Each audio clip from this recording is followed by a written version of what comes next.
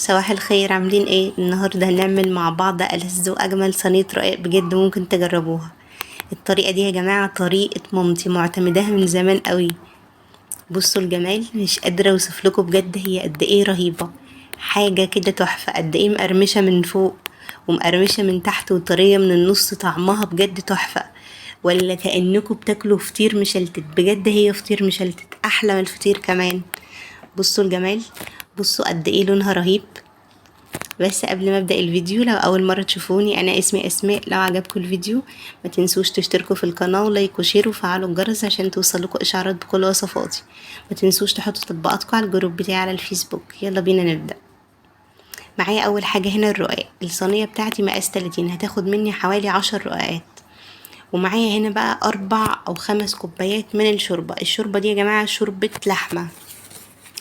ممكن بقى لو مش متوفرة عندكم شوربة لحمة، مفضلش شوربة الفراخ، ممكن تحطوا مكعبين من مرقة اللحمة. زي ما قلت لكم، ممكن مكعبين من مرقة اللحمة او 3 مكعبات في حوالي 4 كوبايات من المية وتسيبوهم يغلوا. ولكن لو متوفرة عندكم شوربة اللحمة بيبقى طعمها رهيب. بصوا انا بمسك رقاقة كده بقى في بولة واسعة او في صينية واسعة، بالمعلقة كده. بصوا زي ما انتوا شايفين،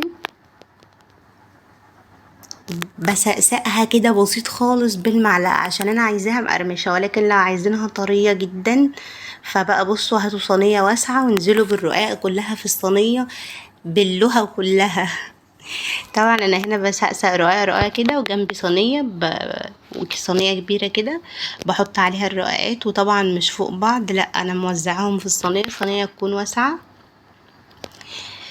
وزي ما قلت لكم انا عايزاها مقرمشه، فعلشان كده انا بسقسق بالمعلقه بسيط خالص. وكمان في حتت كتير قوي في الرقاقه ما طالتش منها الشوربه، والشوربه تكون سخنه، وظابطين فيها طبعا الملح وظابطين فيها كل حاجه، هي طعمها حلو علشان تطعم الرقاق بتاعنا. بصوا، وهنعمل كل الكميه بنفس الطريقه. ولكن الناس اللي عايزاها طرية زي ما قلت لكم في البداية، بتغطسي الرقاقة كلها في صينية تكون واسعة عشان يطرى معاكي خالص.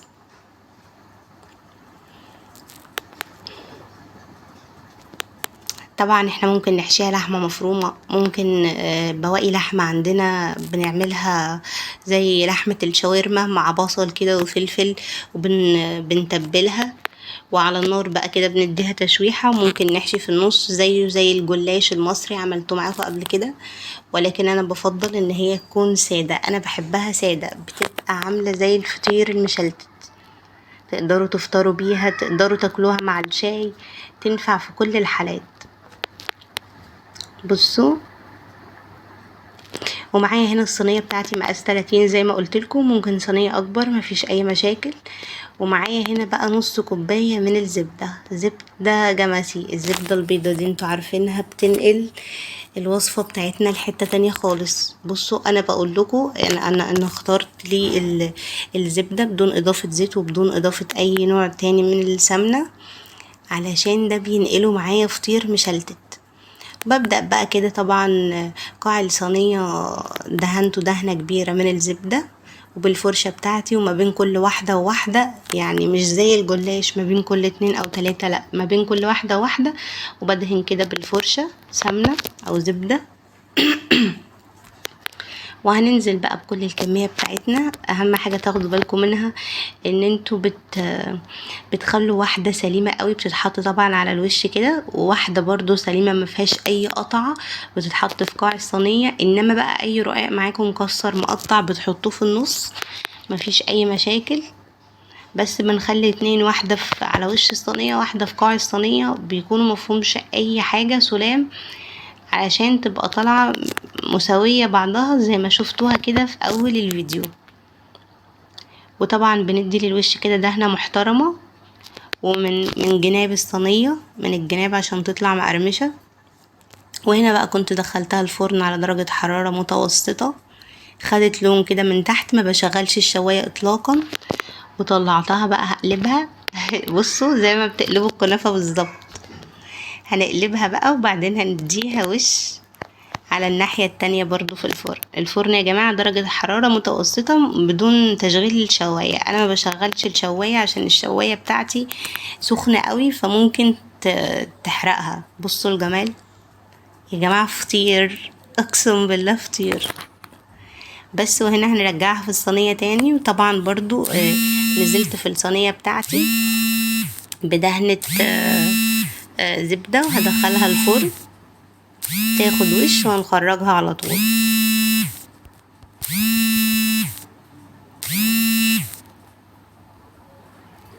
بصوا وهنا كانت خدت وش بقى على الناحيتين.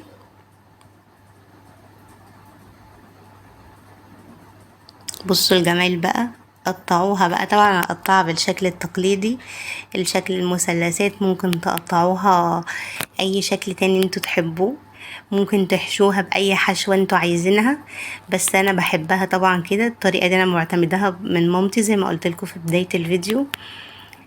بصوا قد ايه واخد لون رهيب، لونه كده تحفة، ومقرمش من فوق وناشف، مقرمش برضو من تحت.